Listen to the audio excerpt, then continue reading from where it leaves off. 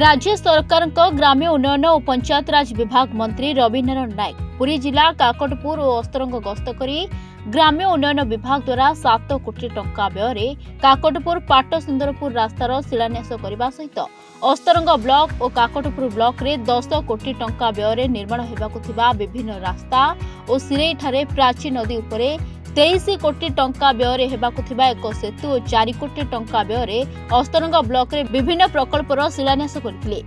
ग्राम्य उन्नयन विभाग एक वर्ष मध्य 4000 किलोमीटर रास्ता निर्माण करथिबा बेले 5 वर्ष मध्य 40,000 किलोमीटर रास्ता निर्माण करिबो बोली से कहिथिले। आज काकटपुर निर्वाचन मंडलीर विभिन्न अंचल गस्त होईछि तारि भितर अस्तरंग रे एक सभा कार्य भी होइथिला।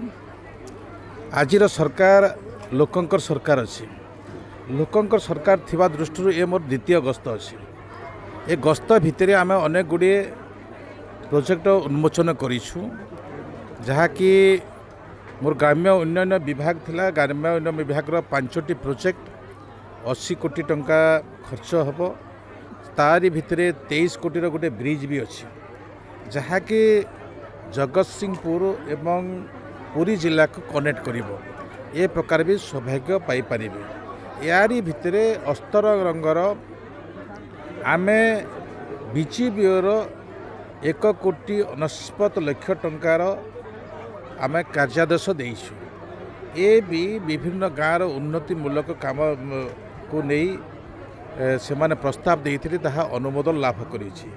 सबुठारो बड़ कथा हला जो माने निष्पेषित होते एठारे आमे 400 पाखापुखी लोक को खाउटी कार्ड देलु एवं जो माने एप्लाय करथिले एटा पाखापुखी 40 जन पाखापुखी जो माने कि भत्ता पाइबार भी सुजोग पाइले। ए सरकार विकसित वाहन को जते बेले गाँव रे बुलुथिले पंचायत रे बुलुथिले से समय आमे किछि लोकों को देइथुलो ता सत्ते भी आज आमे आहुरी देबार सुजोग पाइछु। सेपटे अस्तरंग मालदा ठारे आयोजित एक सभारे सरकार एक वर्षर उपलब्धिर रिपोर्ट कार्ड देवा सहित हिताधिकारी मानकु खाउटी कार्ड बंटन करथिले। ए कार्यक्रम रे जगतसिंहपुर सांसद विभू प्रसाद तराई अस्तरंग ब्लॉक अध्यक्ष आरती नायक और ग्राम्य उन्नयन विभाग वरिष्ठ अधिकारी माने जोग दैथिले। वर्तमान अस्तरंग और भविष्यतर अस्तरंग रे अनेक परिवर्तन सरकार आणुछंती। बंदर रेलपथ सहित जातीय पथ सहित अस्तरंग जोड़ी हेबो।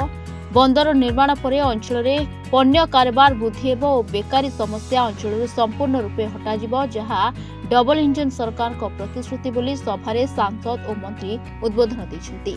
आमर मंत्री विधायक सांसद जो माने अछंती भारतीय जनता पार्टी तरफरु सेमानकर काम हला विभिन्न अंचल गस्त करिबा एवं विकास कार्य को त्वरान्वित करिबा एवं ओडिशा सरकार विकसित ओडिशा करिया पई हेले सही अनुसार प्रति अंचल उन्नति किभली हम विकास हम प्रगति हम से विभिन्न प्रकल्प गुड़ी को हाथ को नवाको हम एवं से सरकार तरफ यही प्रकल्प को अनुमोदन केवल नुहे खर्च किभली भाव में तार व्यवस्था करवा से दृष्टिकोण आज मो संगे आमर माननीय मंत्री ग्राम उन्नयन विभाग एवं पंचायतराज विभाग ता सहित पानीय जल जोगाण व्यवस्थार जे मंत्री सम्मान्य रविनारायण नायक मध्य आसते पाखापाखि अस्तरंग ठारे जो सभा होती ता पूर्व जो शिलान्यास है 40 कोटी टंकार प्रकल्प को सी एठी उद्घाटित करिसंती तेणु शिलान्यास करिसंती।